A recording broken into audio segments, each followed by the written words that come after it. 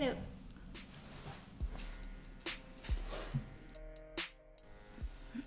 Cette année, je pense que les fêtes vont être un peu chamboulées. Entre parenthèses, nous sommes en 2020, en pleine pandémie mondiale de coronavirus. Je sens déjà la nostalgie s'installer en ce début décembre.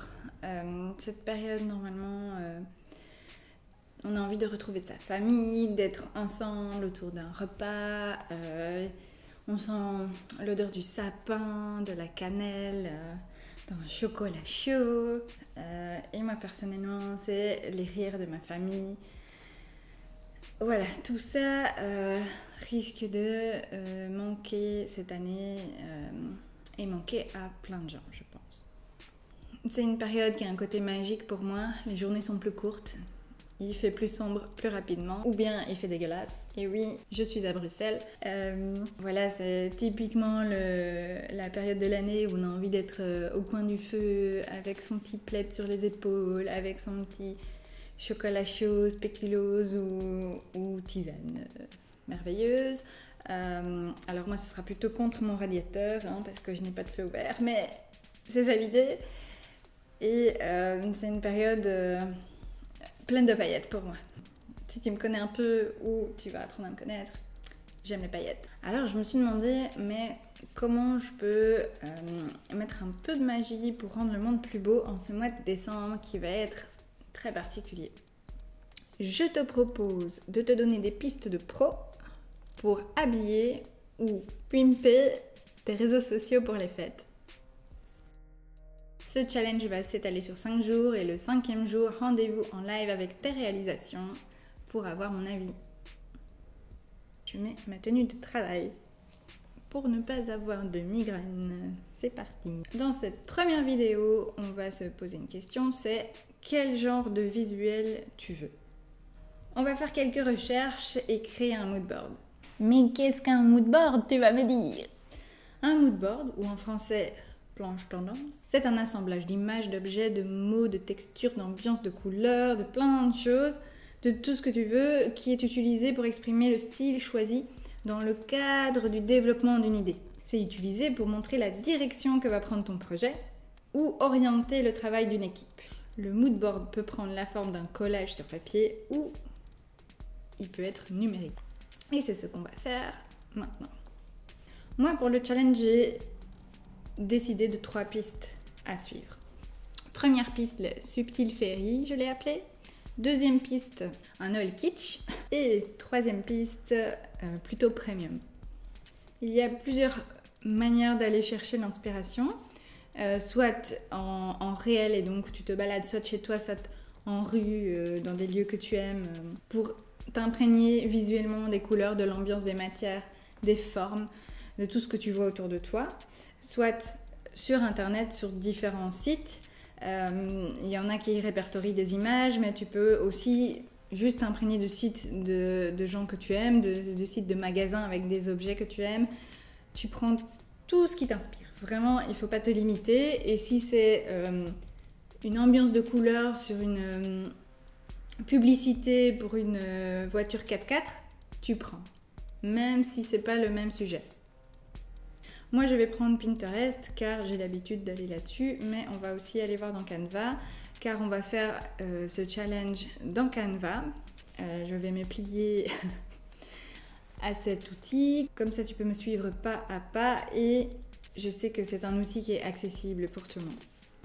Alors, j'ai commencé un petit peu à piner quelques trucs, quelques visuels de Noël.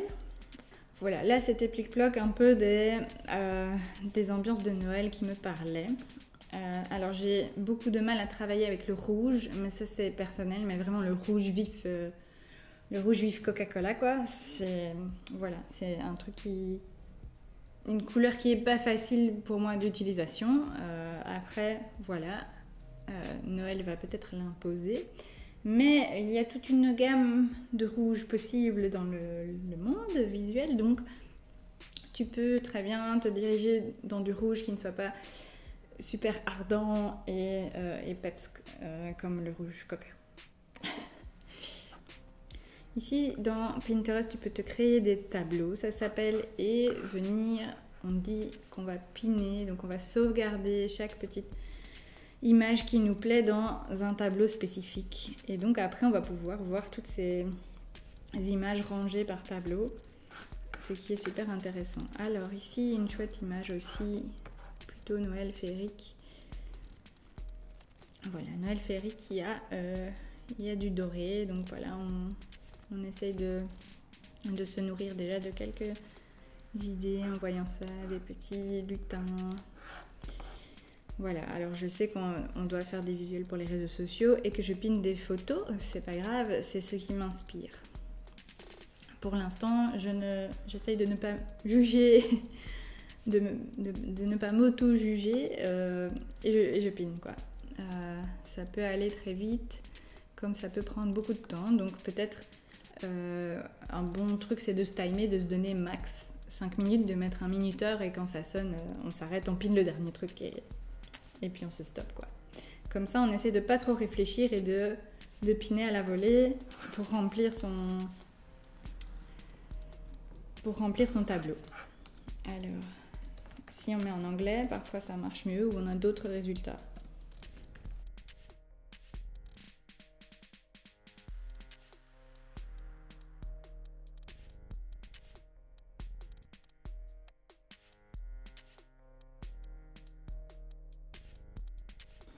Si je veux un peu faire des recherches dans Canva, je dois aller me créer un compte, entrer dans Canva et taper des mots-clés aussi. Ici, je vais déjà essayer Noël. Et là, on a aussi un tas de trucs. Alors ça, il faut vraiment se timer parce que j'ai l'impression qu'il y en a tellement qu'il faut un peu cadrer ses recherches, ses mots-clés et essayer de ne pas trop se perdre. Il y a moyen de mettre des choses en favoris.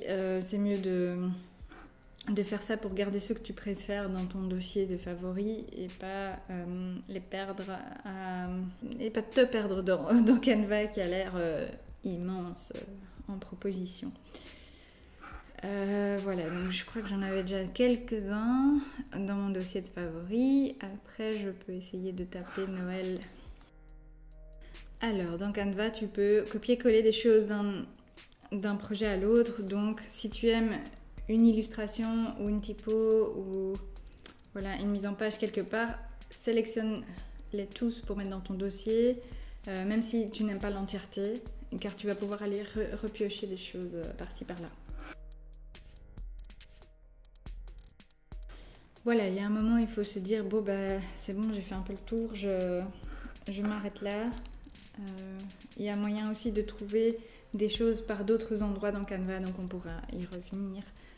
Mais on a déjà des choses desquelles partir. Ce qu'on peut faire aussi, si on a besoin de photos, il y a moyen d'en trouver dans Canva également. Mais si tu as besoin pour d'autres projets aussi, de juste des photos, moi j'ai l'habitude d'aller sur pexels.com et de chercher ici.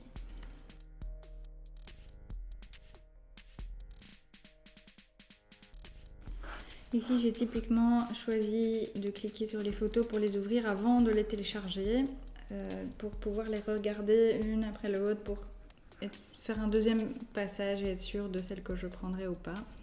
Parce que si tu ne trouves pas ton bonheur directement dans Canva, il y a moyen d'importer toi-même des visuels, des photos, des dessins, des choses. Donc voilà, ça peut venir d'ailleurs. Ça peut être des photos personnelles aussi, et si tu en as que tu as fait toi-même, c'est le top du top évidemment. Mais sinon, voilà, il y a des banques d'images gratuites. Le mieux encore, c'est de mettre une mention aussi de qui l'a fait pour remercier l'artiste.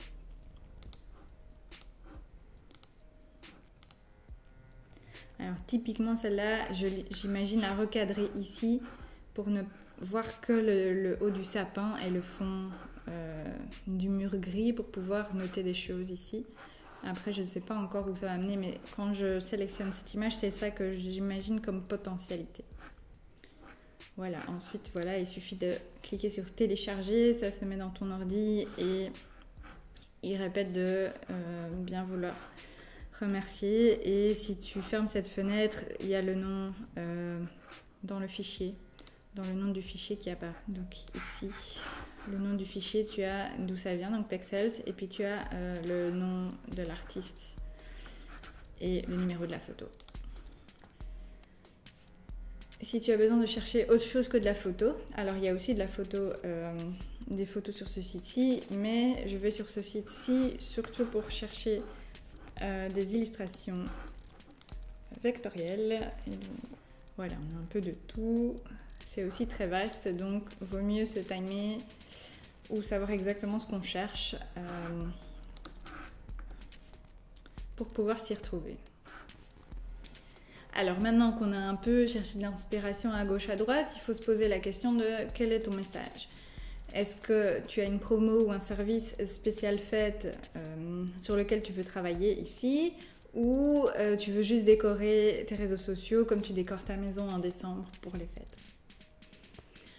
Je t'invite donc à créer ton moodboard pour demain et à noter quel est ton message, tes services, voilà, le contenu, texte à faire passer dans le projet. Demain, on choisira la palette de couleurs et les typographies.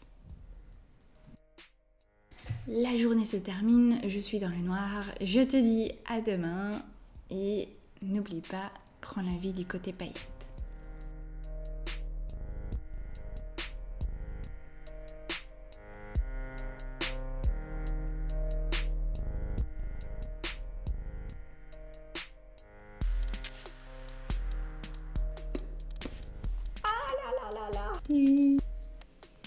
Hello, dans les yeux s'il te plaît.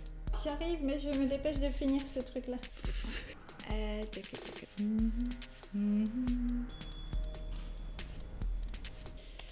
non, c'est pas ça le sujet.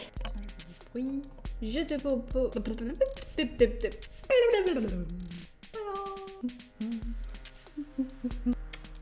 Et troisième piste, c'est dur à dire ça. Des dessins. Merde. Merci les voisins. Rafi, c'est la livraison. Il faut que je termine cette vidéo.